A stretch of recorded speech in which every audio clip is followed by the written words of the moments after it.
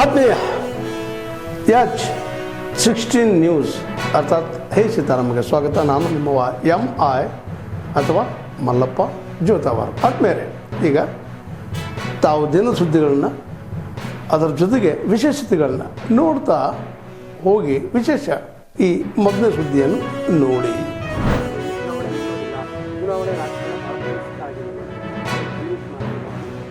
ಇಲ್ಲ, ಮೊದಲಿಂದನೂ ಕೂಡ ತಂದೆಯವರು ಅದನ್ನೇ ಹೇಳಿದರು. ಅವ್ರು ಮುಖ್ಯಮಂತ್ರಿಗಳಾಗಿದ್ದಾಗಲೂ ಅದೇ ಹೇಳ್ತಾ ಇದ್ದಾರೆ, 2028 ಚುನಾವಣೆಯಲ್ಲಿ ನಾನು ನಿಲ್ಲೋದಿಲ್ಲ ಅಂತ. ಸೊ ಹಾಗಾಗಿ ಮೊದಲೇ ಅವ್ರು ತೀರ್ಮಾನ ಮಾಡಿದ್ದಾರೆ. ಅವ್ರ ತೀರ್ಮಾನಕ್ಕೆ ನಾವೆಲ್ಲರೂ ಗೌರವ ಕೊಡೋದು. ಅವರು ಸಕ್ರಿಯ ರಾಜಕಾರಣದಲ್ಲಂತೂ ಇದ್ದೇ ಇರ್ತಾರೆ. ಚುನಾವಣಾ ರಾಜಕೀಯ ಬಿಟ್ಟರು ಕೂಡ ಸಕ್ರಿಯ ರಾಜಕಾರಣದಲ್ಲಿ ಇದ್ದೇ ಇರ್ತಾರೆ.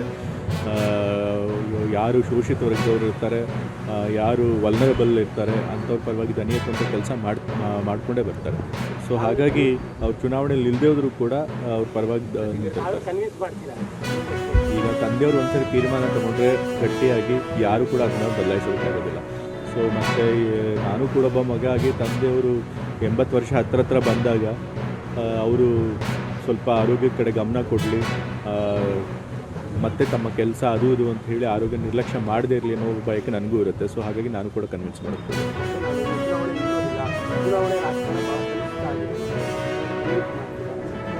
ಇಲ್ಲ, ಮೊದಲಿಂದನೂ ಕೂಡ ತಂದೆಯವರು ಅದನ್ನೇ ಹೇಳಿದರು. ಅವ್ರು ಮುಖ್ಯಮಂತ್ರಿಗಳಾಗಿದ್ದಾಗಲೂ ಅದೇ ಹೇಳ್ತಾ ಇದ್ದಾರೆ, 2028 ಚುನಾವಣೆಯಲ್ಲಿ ನಾನು ನಿಲ್ಲೋದಿಲ್ಲ ಅಂತ. ಸೊ ಹಾಗಾಗಿ ಮೊದಲೇ ಅವ್ರು ತೀರ್ಮಾನ ಮಾಡಿದ್ದಾರೆ. ಅವ್ರ ತೀರ್ಮಾನಕ್ಕೆ ನಾವೆಲ್ಲರೂ ಗೌರವ ಕೊಡೋದು.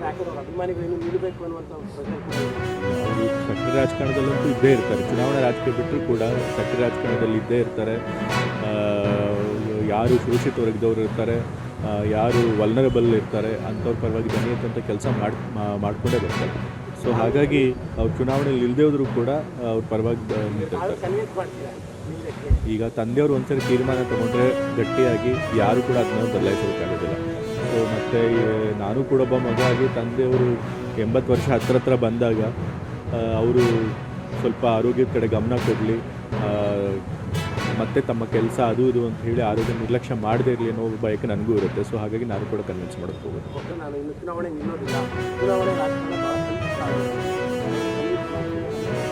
ಇಲ್ಲ, ಮೊದಲಿಂದನೂ ಕೂಡ ತಂದೆಯವರು ಅದನ್ನೇ ಹೇಳಿದರು. ಅವ್ರು ಮುಖ್ಯಮಂತ್ರಿಗಳಾಗಿದ್ದಾಗಲೂ ಅದೇ ಹೇಳ್ತಾ ಇದ್ದಾರೆ, 2028 ಚುನಾವಣೆಯಲ್ಲಿ ನಾನು ನಿಲ್ಲೋದಿಲ್ಲ ಅಂತ. ಸೊ ಹಾಗಾಗಿ ಮೊದಲೇ ಅವ್ರು ತೀರ್ಮಾನ ಮಾಡಿದ್ದಾರೆ. ಅವ್ರ ತೀರ್ಮಾನಕ್ಕೆ ನಾವೆಲ್ಲರೂ ಗೌರವ ಕೊಡೋದು. ಇಲ್ಲ, ಅವರು ಸಕ್ರಿಯ ರಾಜಕಾರಣದಲ್ಲಂತೂ ಇದ್ದೇ ಇರ್ತಾರೆ. ಚುನಾವಣಾ ರಾಜಕೀಯ ಬಿಟ್ಟರು ಕೂಡ ಸಕ್ರಿಯ ರಾಜಕಾರಣದಲ್ಲಿ ಇದ್ದೇ ಇರ್ತಾರೆ. ಯಾರು ಶೋಷಿತ ವರ್ಗದವರು ಇರ್ತಾರೆ, ಯಾರು ವಲ್ನರಬಲ್ ಇರ್ತಾರೆ, ಅಂಥವ್ರ ಪರವಾಗಿ ದನಿ ಎತ್ತುವಂಥ ಕೆಲಸ ಮಾಡಿಕೊಂಡೇ ಬರ್ತಾರೆ. ಸೊ ಹಾಗಾಗಿ ಅವ್ರು ಚುನಾವಣೆಯಲ್ಲಿ ಇಲ್ಲದೇ ಹೋದರೂ ಕೂಡ ಅವ್ರ ಪರವಾಗಿ ಈಗ ತಂದೆಯವರು ಒಂದ್ಸರಿ ತೀರ್ಮಾನ ತಗೊಂಡ್ರೆ ಗಟ್ಟಿಯಾಗಿ ಯಾರು ಕೂಡ ಅದನ್ನ ಬದಲಾಯಿಸೋಕ್ಕಾಗೋದಿಲ್ಲ. ಸೊ ಮತ್ತು ನಾನು ಕೂಡ ಒಬ್ಬ ಮಗ ಆಗಿ ತಂದೆಯವರು 80 ವರ್ಷ ಹತ್ರ ಬಂದಾಗ ಅವರು ಸ್ವಲ್ಪ ಆರೋಗ್ಯದ ಕಡೆ ಗಮನ ಕೊಡಲಿ, ಮತ್ತು ತಮ್ಮ ಕೆಲಸ ಅದು ಇದು ಅಂತ ಹೇಳಿ ಆರೋಗ್ಯ. ಈಗ ಹೆದರ್ತೀವಾ? ಈಗ ಹೆದರೋ ಪ್ರಶ್ನೆ ಇಲ್ಲ. ತಪ್ಪು ಮಾಡಿದವ್ರು ಹೆದರಬೇಕು. ನನಗೆ ನೋಟಿಸ್ ಬಂದಿರೋದು ಭ್ರಷ್ಟಾಚಾರದ ಕಾರಣ. ಸತ್ಯ ಹೇಳಿದ್ದಾರೆ. ಸತ್ಯ ಹೇಳಿದ್ದಕ್ಕೆ ನೋಟಿಸು 1000 ನೋಟಿಸ್ ಬಂದು ಸ್ವೀಕಾರ ಮಾಡಿ, 1000 ಕೇಸ್ ಆದರೂ ಸ್ವೀಕಾರ ಮಾಡಿ. ಸತ್ಯ ಹೇಳೋದು ನಿಲ್ಲಿಸಲಿಲ್ಲ. ಧರ್ಮ ನಿಂದನೆ ಮಾಡಿಲ್ಲ. ಧರ್ಮ ಅಂದರೆ ಬಸವಣ್ಣವ್ರು ಹೇಳಿರೋದು, ಕಳಬೇಡ ಹುಸಿಯನ್ನು ಹಿಡಿಯಲು ಬೇಡ, ಅನ್ಯರಳು ಅಸಹ್ಯ ಪಡಬೇಡ, ಕನ್ನ ಬಣ್ಣಿಸಬೇಡ, ಇದಿರ ಅಳೆಯಬೇಡ, ಅದು ಧರ್ಮ. ನಾನು ಯಾವ ಮುಲ್ಲ ನೀಟು ಚಳುವಳಿಯ ಸಂದರ್ಭದಲ್ಲಿ ಪೆಟ್ರೋಲ್ ಟ್ಯಾಂಕಿಗೆ ಬೆಂಕಿ ಕೊಡ್ತಾ ಇದ್ದ ಆ ಮುಲ್ಲನ ಬಗ್ಗೆ ಮಾತಾಡಿದ್ದೆ. ಪೆಟ್ರೋಲ್ ಟ್ಯಾಂಕಿಗೆ ಬೆಂಕಿ ಕೊಡೋದು ಧರ್ಮ ಅಂತ ಯಾರೂ ಹೇಳಲ್ಲ. ಅದು ಅಧರ್ಮ, ಅಮಾನವೀಯ. ಅಕಸ್ಮಾತ್ ಪೆಟ್ರೋಲ್ ಟ್ಯಾಂಕ್ ಸ್ಫೋಟ ಬಿಟ್ಟಿದೆ, 100 ಜನ ಸಾಯ್ತಾರೆ. ಅಂತ ಕೆಲಸವನ್ನು ಧರ್ಮ ಅಂತ ಯಾರು ಹೇಳಲ್ಲ. ಆ ವ್ಯಕ್ತಿ ಬಗ್ಗೆ ಮಾತಾಡ್ತೀನಿ. ಆ ವ್ಯಕ್ತಿ ಬಗ್ಗೆ 1000 ಸರಿ ಮಾತಾಡ್ತೀನಿ. ಆ ವ್ಯಕ್ತಿಯನ್ನ ಮತಕ್ಕೆ ತಳಕು ಹಾಕೋದಾದ್ರೆ ಆ ಮತದ ಬಗ್ಗೆ ವಿಚಾರ ಮಾಡಬೇಕಾಗುತ್ತೆ. ಆ ವ್ಯಕ್ತಿಗೆ ಸಮರ್ಥನೆ ಕೊಡೋದಾದ್ರೆ ಆ ಸಮರ್ಥನೆ ಕೊಡೋರು ಧರ್ಮಿಷ್ಠರಾಗಕ್ಕೆ ಹೆಂಗೆ ಸಾಧ್ಯ? ಮಾನವೀಯತೆ ಇಲ್ಲದೆ ಇದ್ದವರು ಧರ್ಮಿಷ್ಠ ಹೆಂಗಾಗಕ್ಕೆ ಸಾಧ್ಯ? ಪೆಟ್ರೋಲ್ ಟ್ಯಾಂಕಿಗೆ ಬೆಂಕಿ ಹಾಕೋದು ಮಾನವೀಯತೆನಾ? ಅದನ್ನೇ ವಿಷಯದ ಬಗ್ಗೆ ಮಾತಾಡ್ತೀನಿ. ಆ ವಿಷಯದಲ್ಲಿ ಯಾರೂ ನನ್ನ ಬಾಯಿ ಕಟ್ಟಕ್ಕೆ ಸಾಧ್ಯ ಇಲ್ಲ. ಪೊಲೀಸ್ ಕೇಸು ನನ್ನನ್ನು ಹೆದರ್ಸಕ್ಕೆ ಸಾಧ್ಯ ಇಲ್ಲ. ನಾನು ತಪ್ಪು ಮಾಡಿದರೆ ಹೆದರ್ತೀನಿ, ಕೆಟ್ಟದ್ದಕ್ಕೆ ಹೆದರ್ತೀನಿ, ಕೆಟ್ಟದ್ದು ಮಾಡೋಕ್ಕೆ ಹೆದರ್ತೀನಿ. ಆದರೆ ಸತ್ಯ ಹೇಳಕ್ಕೆ ನನಗೆ ಯಾವತ್ತೂ ಹೆದರಿಕೆ ಇಲ್ಲ. 100,000 ಸರಿ ಹೇಳ್ತೀನಿ, ಕೋರ್ಟ್ ಮುಂದೆನೂ ಹೇಳ್ತೀನಿ ನಾನೇನು ಹೇಳಿದ್ದೀನಿ. ನನ್ನ ಜೀವನದಲ್ಲಿ ಮುಂದಿಟ್ಟು ಹೆಜ್ಜೆ ಮುಂದಿಟ್ಟು ನನ್ನ ಜೀವನದಲ್ಲೇ ಅಭ್ಯಾಸ ಇದೆ. ಮತ್ತೆ ಒಬ್ಬ ವ್ಯಕ್ತಿ ಬಗ್ಗೆ ಹೇಳಿರೋದು, ಒಬ್ಬ ವ್ಯಕ್ತಿ ಮುಲ್ಲಾ ಅಂತ ಹೇಳಿದರು. ಯಾವ ಮುಲ್ಲಾ? ದೆಹಲಿಯಲ್ಲಿ ನೀಟ್ ಚಳುವಳಿಯ ಸಂದರ್ಭದಲ್ಲಿ ಪೆಟ್ರೋಲ್ ಟ್ಯಾಂಕಿಗೆ ಬೆಂಕಿ ಹಾಕಿರೋ ಮುಲ್ಲಾ. ಅವ್ರನ್ನ ಸಮರ್ಥನೆ ಮಾಡೋಕ್ಕೆ ಯಾರ್ಯಾರು ಬರ್ತಾರೆ ಅವರೆಲ್ಲರೂ ಪಾಪಿಗಳು, ಅಧರ್ಮಿಗಳು.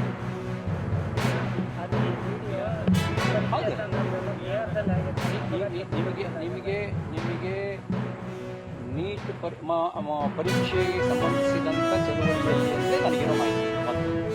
ನಾನು ಆ ಮುಲ್ಲಾನ್ ಕುರಿತೇ ಮಾತಾಡ್ತೀನಿ. ಎರಡನೇದು, ನಮ್ಮ ಸೈನಿಕರಿಗೆ ಏನಂದಿದ್ದಾರೆ ಅಂತ ವಿಡಿಯೋ ತೋರಿಸ್ಬೇಕಾ? ಪ್ರಧಾನಮಂತ್ರಿಗಳಿಗೆ ಏನಂದಿದ್ದಾರೆ ಅಂತ ತೋರಿಸ್ಬೇಕಾ? ಧರ್ಮೇಂದ್ರ ಪ್ರಧಾನ್ ಅವರ ರಾಜೀನಾಮೆ ಒತ್ತಡ ಮತ್ತು ಬಲವಂತದ ರಾಜೀನಾಮೆ ಅಂತ ಪ್ರಿಯಾಂಕ್ ಖರ್ಗೆ ಅವರು ಹೇಳಿದ್ದಾರೆ. ಪ್ರಿಯಾಂಕ ಖರ್ಗೆ ಅವರು ಏನಾರ ಹೇಳ್ಕೊಳ್ಳಿ, ನಾನು ನೆನ್ನೆನೂ ಕೂಡ ಮಾತನಾಡ್ತಾ ಇದ್ದೆ. ದೆಹಲಿನಲ್ಲಿ ಕಾಂಗ್ರೆಸ್ ಪಕ್ಷದ ಮುಖಂಡರಲ್ಲಿ ತಮ್ಮ ಪಕ್ಷದ ಹೋರಾಟಕ್ಕೆ ಅಥವಾ ರಾಹುಲ್ ಗಾಂಧಿ ಅವರ ಹೋರಾಟಕ್ಕೆ ಸಂದ ಜಯ ಅಂತೇಳಿ ಮಾತನಾಡ್ತಾ ಇದ್ದಾರೆ. ಮತ್ತೊಂದು ಕಡೆ ಬೇರೆ ಬೇರೆ ಸಂಘಟನೆಗಳು ತಮ್ಮ ಗೆಲುವು ಅಂತೇಳಿ ಬಿಂಬಿಸ್ತಕ್ಕಂಥ ಪ್ರಯತ್ನ ಮಾಡ್ತಾ ಇದ್ದಾರೆ. ವಾಸ್ತವಿಕ ಸತ್ಯ ಏನು ಅಂತ ಹೇಳಿದರೆ, ಗೌರವಾನ್ವಿತ ಧರ್ಮೇಂದ್ರ ಪ್ರಧಾನ್ರವರು, ಮಾಜಿ ಸಚಿವರು ಏನಿದ್ದಾರೆ, ಉನ್ನತ ಶಿಕ್ಷಣ ಸಚಿವರು, ಏನು ನೀಟ್ ವಿಚಾರವನ್ನು ತೆಗೆದುಕೊಂಡು ದೇಶದಲ್ಲಿ ಒಂದು ಅರಾಜಕತೆ ಸೃಷ್ಟಿ ಮಾಡೋದಕ್ಕೆ ಕೆಲವು ಪಟಭದ್ರ ಶಕ್ತಿಗಳು ಏನು ಹುನ್ನಾರವನ್ನು ನಡೆಸಿದ್ರು. ಅದಕ್ಕೆ ಇತಿಶ್ರೀ ಹಾಡಬೇಕು, ಅದಕ್ಕೆ ಅವಕಾಶನ ಕೊಡಬಾರ್ದು, ಮತ್ತು ಪಾರದರ್ಶಕವಾಗಿ ತನಿಖೆ ಆಗಬೇಕು. ಏನು ಪ್ರಧಾನಮಂತ್ರಿಗಳ ಇಚ್ಛೆ ಇದೆ, ತನಿಖೆ ಆಗಬೇಕು. ಎಲ್ಲ ವಿಚಾರವನ್ನು ಕಣ್ಮುಂದೆ ಇಟ್ಕೊಂಡು ಧರ್ಮೇಂದ್ರ ಪ್ರಧಾನ್ ಅವರು ರಾಜೀನಾಮೆ ಕೊಟ್ಟಿದ್ದಾರೆ. ಇದ್ರ ಜೊತೆಯಲ್ಲಿ ಉನ್ನತ ಶಿಕ್ಷಣ ಅಂತಕ್ಕಂಥ ಒಂದು ಮಹತ್ವವಾಗಿರ್ತಕ್ಕಂಥ ಒಂದು ಇಲಾಖೆ ಪೋರ್ಟ್ಫೋಲಿಯೋ ನಮ್ಮ ರಾಜ್ಯದವರೇ ಆಗಿರುವಂತಹ ಪ್ರಹ್ಲಾದ್ ಜೋಶಿಜಿಯವರಿಗೆ ಸಿಕ್ಕಿರುವಂಥದ್ದು. ಯಾಕೆಂದರೆ ಅದು ಒಳ್ಳೆಯ ಅವಕಾಶ. ಅದು ಪ್ರಹ್ಲಾದ್ ಜೋಶಿಜಿಯವರು ಅಂತ ಹೇಳಿದರೆ ಅಪಾರವಾಗಿರ್ತಕ್ಕಂಥ ಅನುಭವ ಇರುವಂಥ ಒಬ್ಬ ರಾಜಕಾರಣಿ. ಹಿಂದೆ ಪಾರ್ಲಿಮೆಂಟ್ ಅಫೇರ್ಸನ್ನು ಕೂಡ ನಿಭಾಯಿಸಿದ್ರು, ಬೇರೆ ಬೇರೆ ಇಲಾಖೆಗಳನ್ನು ನಿಭಾಯಿಸಿರ್ತಕ್ಕಂಥ ಒಂದು ಅನುಭವ ಕೂಡ ಇವತ್ತು ಮಾನ್ಯ ಪ್ರಹ್ಲಾದ್ ಜೋಶಿಜಿ ಅವ್ರಿಗೆ ಇರುವಂಥದ್ದು. ನನಗೆ ಸಂಪೂರ್ಣ ವಿಶ್ವಾಸ ಇದೆ, ಇಂಥ ಮಹತ್ವವಾಗಿರ್ತಕ್ಕಂಥ ಇಲಾಖೆ ಏನು ಇಡೀ ದೇಶದಲ್ಲಿ ಉನ್ನತ ಶಿಕ್ಷಣ ಇಲಾಖೆ ಬಗ್ಗೆ ಚರ್ಚೆ ಆಗ್ತಾ ಇದೆ, ಇದನ್ನು ಇನ್ನೂ ಸುಗಮವಾಗಿ ಸರಿದಾರಿಯಲ್ಲಿ ತೆಗೆದುಕೊಂಡು ಹೋಗ್ತಕ್ಕಂಥ ಕೆಲಸವನ್ನು, ಸುಧಾರಣೆಗಳನ್ನು ಮಾಡುವಂಥ ಕೆಲಸವನ್ನು ಗೌರವಾನ್ವಿತ ಪ್ರಹ್ಲಾದ್ ಜೋಶಿಜಿ ಅವರ ನೇತೃತ್ವದಲ್ಲಿ ಆಗ್ತದೆ ಅನ್ನೋ ಸಂಪೂರ್ಣ ವಿಶ್ವಾಸ ನಮಗೂ ಇದೆ. ಅದರ ಲಾಭ ದೇಶಕ್ಕೂ ಆಗ್ತದೆ, ಕರ್ನಾಟಕ ರಾಜ್ಯಕ್ಕೂ ಕೂಡ ಆಗ್ತದೆ. ಅಕ್ರಮಗಳಿಗೆ ಕಾಂಗ್ರೆಸ್ ಸರ್ಕಾರಕ್ಕೆ ಒಂದು ಅವಿನಾಭಾವ ಸಂಬಂಧ ಹಿಂದಿನಿಂದಲೂ ಕೂಡ ಇದೆ. ಈ ರೀತಿ ಲೂಟಿಕೋರರನ್ನು ರಕ್ಷಣೆ ಮಾಡುವಂಥ ಕೆಲಸ ಕಾಂಗ್ರೆಸ್ ಸರ್ಕಾರ ಹಿಂದಿನಿಂದಲೂ ಕೂಡ ಮಾಡ್ಕೊಂಡು ಬಂದಿರುವಂಥದ್ದು. ಗ್ಯಾರಂಟಿ ಅಂತ ಹೇಳ್ಕೊಂಡು ರಾಜ್ಯದಲ್ಲಿ ಇವತ್ತು ಅಭಿವೃದ್ಧಿ ಶೂನ್ಯ. ಇವತ್ತು ಯಾವುದೇ ಅಭಿವೃದ್ಧಿ ಕೆಲಸ ಕಾರ್ಯಗಳು ಆಗ್ತಾ ಇಲ್ಲ. ಗೃಹಲಕ್ಷ್ಮಿನಲ್ಲಿ ಸುಧಾರಣೆ ಮಾಡ್ತೇವೆ ಅಂತೇಳಿ ಅಲ್ಲೂ ಕೂಡ ಹಾಳ್ಗಿಡುವಂಥ ಕೆಲಸವನ್ನು ಕೂಡ ಆಗಿದೆ. ಇವೆಲ್ಲವೂ ಕೂಡ 12ನೇ ತಾರೀಕು ಮತ್ತು 13ನೇ ತಾರೀಕಿಂದ ಏನು ಅಧಿವೇಶನ ಪ್ರಾರಂಭ ಆಗ್ತದೆ, ಚರ್ಚೆ ಆಗಬೇಕಾಗ್ತದೆ. ಸರಿಯಾದ ಚರ್ಚೆ ಆಗಿ ಅದಕ್ಕೆ ನ್ಯಾಯ ಕೊಡುವಂಥ ಕೆಲಸ ಕೂಡ ವಿಪಕ್ಷವಾಗಿ ನಾವು ಮಾಡ್ತೇವೆ. ಅನ್ನಭಾಗ್ಯದ ಕೂಡ ಚರ್ಚೆ ಆಗ್ತದೆ, ಗೃಹಲಕ್ಷ್ಮಿ ಬಗ್ಗೆನೂ ಕೂಡ ಚರ್ಚೆ ಆಗ್ತದೆ, ಬರದ ಬಗ್ಗೆನೂ ಕೂಡ ಚರ್ಚೆ ಆಗ್ತದೆ. ಏನು ರಿಯಲ್ ಎಸ್ಟೇಟ್ ದಂಧೆ ಮಾಡೋದಕ್ಕೆ ಏರ್ಪೋರ್ಟನ್ನು ಕನಕಪುರಕ್ಕೆ ತೆಗೆದುಕೊಂಡು ಹೊರಟಿದ್ದಾರೆ, ಇದ್ರ ಬಗ್ಗೆನೂ ಕೂಡ ಚರ್ಚೆ ಆಗಬೇಕಾಗಿದೆ. ಎಲ್ಲವೂ ಕೂಡ ಚರ್ಚೆ ಮಾಡ್ತೇವೆ. ದೇಶದಲ್ಲಿ ಇವತ್ತು ಯುವ ಜನತೆ ಗಂಜಿ ಅಂತ ನಾವೇನು ಹೇಳ್ತೇವೆ, ಸೂಕ್ಷ್ಮವಾಗಿ ಎಲ್ಲವನ್ನು ಕೂಡ ಗಮನಿಸ್ತಾ ಇದ್ದೇವೆ. ಇವತ್ತು KPSC ಇರ್ಬೋದು ಅಥವಾ ಯಾವುದೇ ಕಾಂಪಿಟೇಟಿವ್ ಎಕ್ಸಾಮ್ಸ್ ಇರ್ಬೋದು, KPSCನಲ್ಲಂತೂ ರಾಜ್ಯ ಸರ್ಕಾರ ಹಿಂದಿನಿಂದಲೂ ಕೂಡ ಸುಧಾರಣೆ ತರ್ತೇವೆ ಅಂತ ಹೇಳಿದ ಮೇಲೂ ಕೂಡ ಯಾವುದೇ ಒಂದು ಸುಧಾರಣೆ ತರೋದ್ರಲ್ಲಿ ಇವತ್ತು ರಾಜ್ಯ ಸರ್ಕಾರ ವೈಫಲ್ಯ ಆಗಿದೆ. ಮಾತೆತ್ತಿದ್ರೆ ಅಟಾನಮಸ್ ಮಾಡಿ ಅಂತೇಳಿ ಇದನ್ನು ಕೈ ಚೆಲ್ಲಿ ಕೂಡುವಂಥ ಕೆಲಸ ಕಾಂಗ್ರೆಸ್ ಸರ್ಕಾರ ಕೂಡ ಮಾಡ್ತಾ ಇದೆ. ಹಿಂದೆನೂ ಕೂಡ ಅಧಿವೇಶನದಲ್ಲಿ ಚರ್ಚೆ ಆಗಿದೆ. ರಾಜ್ಯದ ಯುವಕರ ಭವಿಷ್ಯವನ್ನು ಕಣ್ಮುಂದಿಟ್ಕೊಂಡು ಪ್ರಧಾನರ ರಾಜೀನಾಮೆ ಆತ್ಮಸಾಕ್ಷಿಯ ರಾಜೀನಾಮೆ ಅಲ್ಲ, ಬಲವಂತದ ರಾಜೀನಾಮೆ. ನಿನ್ನೆ ಅವ್ರ ಲೆಟರ್ಸ್ ಭಾಳ ಸ್ಪಷ್ಟವಾಗಿ ಓದಿ ಹೇಳಿದ್ದೀನಿ ನಿಮಗೆ. ಏನು ದೇಶದ್ರೋಹಿ ಶಕ್ತಿಗಳು ಒಂದಾಗಬಾರ್ದು ರಾಜೀನಾಮೆ ಕೊಡ್ತಾ ಇದ್ದೀವಿ, ನಾವು ಹೊಣೆಗಾರಿಕೆ ರಾಜೀನಾಮೆ ಕೊಡ್ತಾ ಇಲ್ಲ, ಭಾಳ ಸ್ಪಷ್ಟವಾಗಿ ಏನೇ ಇರಲಿ ಅದು ಮೊದಲನೇ ಹೆಜ್ಜೆ. ತಮ್ಮ ಮುಖಾಂತರ ನಾನು ಮನವಿ ಮಾಡ್ತಾ ಇದ್ದೀನಿ ಪ್ರಧಾನಮಂತ್ರಿ ಅವರಿಗೆ, ದಯವಿಟ್ಟು ಪಾರ್ಲಿಮೆಂಟಿಗೆ ಬನ್ನಿ, ಹೆದರಬೇಡಿ.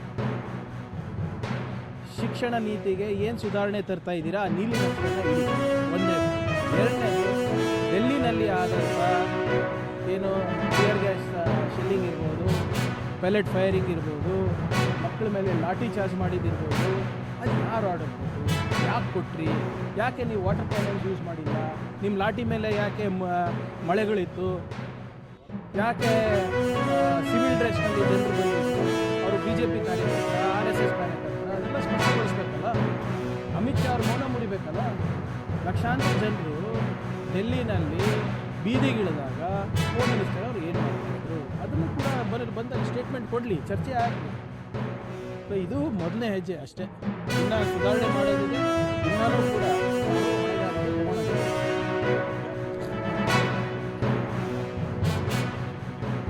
ಎಲ್ಲಿದ್ದಾರೆ ಅದೇ ಹೇಳ್ತಾ ಇರೋದಲ್ಲ, ಎಲ್ಲಿ ಅವ್ರ ಪತ್ರದಲ್ಲಿ ಎಲ್ಲಿ ಬರೆದಿದ್ದಾರೆ, ವಿದ್ಯಾರ್ಥಿಗಳಿಗೆ ರಾಜೀನಾಮೆ ಕೊಡ್ತಾ ಇದ್ದೀನಿ, ಅವ್ರ ಭವಿಷ್ಯ ಸುಧಾರಣೆ ಕೊಡ್ತಾ ಇದ್ದೀನಿ, ಹೊಣೆಗಾರಿಕೆ ತೊಗೊಂಡು ನಾನು ಕೊಡ್ತಾ ಇದ್ದೀನಿ ಅಂತ ಎಲ್ಲಿ ಬರೆದಿದ್ದಾರೆ. ನೀವು ಹೇಳಿದಂಗೆ ದೇಶದ್ರೋಹಿಗಳೆಲ್ಲ ಒಂದಾಗ್ತಾ ಇದ್ದಾರೆ, ಅದಕ್ಕೆ ನಾನು ರಾಜೀನಾಮೆ ಏನಂದರೆ ಭಾಳ ದೊಡ್ಡ ಉಪಕಾರ ಮಾಡಿದೆ. ನಾಚಿಕೆ ಇರಲಾರ್ದೆ 10 ವರ್ಷದಲ್ಲಿ 152 ಪೇಪರ್ ಲೀಕ್ ಮಾಡಿ ಕೋಟ್ಯಾಂತರ ಮಕ್ಕಳ ಜೀವನವನ್ನು ಹಾಳು ಮಾಡಿಬಿಟ್ಟು ಇನ್ನೂ ಕೂಡ ಆ ಅಹಂಕಾರದ ಮಾತಾಡ್ತಾ ಇದ್ದಾರಲ್ಲ, ಅದು ಸರಿಯಲ್ಲ. ಮೊನ್ನೆ ತಾನೇ ಪಾಪ ಈ ಮಕ್ಕಳು ಎಲ್ಲರೂ ಸೇರಿ ಇವರ ಅಹಂಕಾರವನ್ನು ಒಂದು ಇದೇ ಅಹಂಕಾರವನ್ನು ಇಟ್ಕೊಂಡು ಹೋಗ್ತಾ ಇದ್ದಾರೆ, ಅವ್ರಿಗೆ ಉಳಿದಾದ ಐ ಆಮ್ 100% ನೋಡಿ ಇವರೇ, ನಿಮ್ಗೆ ಗೊತ್ತಿದೆ ನಾನು ವಿರೋಧ ಪಕ್ಷದಲ್ಲಿ ಇದ್ದಾಗ ನನ್ನ ಸ್ಟ್ಯಾಂಡ್ ನಿಲುವು ಏನಿತ್ತು ಅದು ಈಗಲೂ ನನ್ನ ಅದೇ ನಿಲುವು ಇದೆ, ಈಗಲೂ ಕೂಡ ಅದೇ ನಿಲುವಿದೆ. ಯಾರ ಮಕ್ಕಳ ಭವಿಷ್ಯದಲ್ಲಿ ಹೋರಾಟ ಆಡೋಂಗಿಲ್ಲ. ಹೇಳಿದ್ದೀನಲ್ಲ, ಎಲ್ಲರೂ ಸೇರಿ ವಿಪಕ್ಷದವರು ಇರ್ಬೋದು, ಆಡಳಿತ ಪಕ್ಷದವರು ಇರ್ಬೋದು, ಸೇರಿ ಒಂದು ರೆಸಲ್ಯೂಷನ್ ಮಾಡೋಣ, ಹೊಸ ಕಾನೂನು ತರೋಣ, ಕೇಂದ್ರದಲ್ಲಿರ್ಬೋದು, ರಾಜ್ಯದಲ್ಲಿರ್ಬೋದು, ತಂದ್ಬಿಟ್ಟು ಒಂದು ಪಾರದರ್ಶಕವಾದಂಥ ರಿಕ್ರೂಟ್ಮೆಂಟ್ ಪ್ರೊಸೆಸನ್ನು ನಾವು ಮಾಡೋಣ. ಯಾರು ಬೇಡ ಅಂದಿದ್ದಾರೆ. KPSC ಇಷ್ಟೆಲ್ಲ ಮಾತಾಡ್ತಾ ಇದ್ದಾರಲ್ಲ BJPಯವರು, ಯಾರು ನಾಮಿನಿ KPSC ಚೇರ್ಮನ್ ಯಾರು? ಕಾಂಗ್ರೆಸ್ ಪಾರ್ಟಿ, ನಮ್ಮ ಸರ್ಕಾರದ. ಆಮೇಲೆ KPSC ಚೇರ್ಮನಿಗೆ ಹೈಕೋರ್ಟ್ನಲ್ಲಿ ಡಿಪೆಂಡ್ ಮಾಡ್ತಾ ಇರೋದು ಯಾರು? ವಕೀಲರು ಯಾರು? BJP ಅವರ ಒಬ್ಬ ಆಫೀಸ್ ಬೇರೆ, ಅವ್ರ ಕಾರ್ಯಕರ್ತರು. ಅಂದರೆ ಇವೆಲ್ಲರೂ ಒಂದೇ ಅಲ್ಲ. ನಾಮಿನೇಷನ್ ಚೇರ್ಮನ್ನು BJP ಅವರೇ. ಅಲ್ಲಿ ಯಾರು ಡಿಪೆಂಡ್ ಮಾಡ್ತಾ ಇರೋದು ಹೈಕೋರ್ಟ್ನಲ್ಲಿ KPSC ಚೇರ್ಮನಿಗಿರ್ಬೋದು ಅಥವಾ ಕುಟುಂಬದವರಿಗಿರ್ಬೋದು, ಅವರು ಕೂಡ BJPಯವರ ಲೀಗಲ್ಸ್ ಇದ್ದಾರೆ. ಆದರೆ ಇದು ಸುಮ್ಮನೆ ಇದು ಮುಸ್ಲೆ ಕಂಡೀರು ಅಷ್ಟೇ ಇವರು. ನಾನು ವಿಜೇಂದ್ರ ಅವರಿಗೆ ಆಹ್ವಾನ ಮಾಡಿದ್ದೀನಿ, ನೋಡಿಲ್ವ ನೀವು? ನಾನು ಎಷ್ಟು ಅಸಮರ್ಥ ಇದ್ದೀನಿ ಅಂದ್ಬಿಟ್ಟು ತೋರಿಸ್ಲಿಕ್ಕೆ ವಿಜೇಂದ್ರ ಅವರಿಗೆ ಇವರೆಲ್ಲ ಸೇರ್ತಾ ಇದ್ದಾರೆ, 80,000 ಜನ ಸೇರ್ತಾ ಇದ್ದಾರೆ. ಅಲ್ಲಿ ಧರ್ಮೇಂದ್ರ ಪ್ರಧಾನ್ ಅವರಿಗೆ ಈ ರಾಜೀನಾಮೆಯನ್ನು ಆಚರಿಸಲಿಕ್ಕೆ ಕೇಳಿ ವಿಜೇಂದ್ರ ಅವರಿಗೆ, ನಾನು ಲಾಯಕ್ಕು ನಾಲಾಯಕ್ಕು ಅದೆಲ್ಲ ಸೆಕೆಂಡ್ರಿ. ಫಸ್ಟ್ ನೋಡೋಕೆ ನೋಡಿ, ರಾಜೀನಾಮೆ ನಾನು ಕೊಟ್ಟಿಲ್ಲ, ಪ್ರಧಾನ್ ಕೊಟ್ಟಿದ್ದಾರೆ. ಲಾಯಕ್ಕು ಯಾರು ಅದರಲ್ಲೇ ಗೊತ್ತಾಗ್ತದೆ. I urge Mr. Vijendra to go see the efficiency of Karnataka Police in Freedom Park. I challenge him. ಹೋಗಿ ನೋಡ್ಕೊಂಡು ಬನ್ನಿ, ಒಬ್ಬರೇ ಹೋಗಲಿ, ಅವ್ರಿಗೇನೂ ಆಗಲ್ಲ. ಅಲ್ಲಿ ಜನ ಏನಾದರೂ ಅವ್ರ ಜೊತೆ. ತಾವೆಲ್ಲ ಇಲ್ಲಿವರೆಗೆ ಸುದ್ದಿಗಳನ್ನು ನೋಡಿದಿರಿ, ಜೊತೆಗೆ ವಿಶೇಷ ಘಟನೆಗಳನ್ನು ಸಹ ನೋಡಿದಿರಿ. ಅದು ನಿಮ್ಗೇನು ಅನ್ನಿಸ್ತು? ನಿಮಗೆ ಲೈಕ್ ಮಾಡಿರಿ, ಶೇರ್ ಮಾಡಿರಿ, ಕಾಮೆಂಟ್ ಮಾಡಿರಿ, ಜೊತೆಗೆ ಸಬ್ಸ್ಕ್ರೈಬ್ ನಿಲ್ಲಿಸ್ಬೇಡ್ರಿ. H16 ನ್ಯೂಸ್ ಅರ್ಥಾತ್ ಈ ಸಿದ್ದರಾಮಯ್ಯ ಸತ್ಯದ ಕೈಗನ್ನಡಿ ವಂದನೆಗಳು.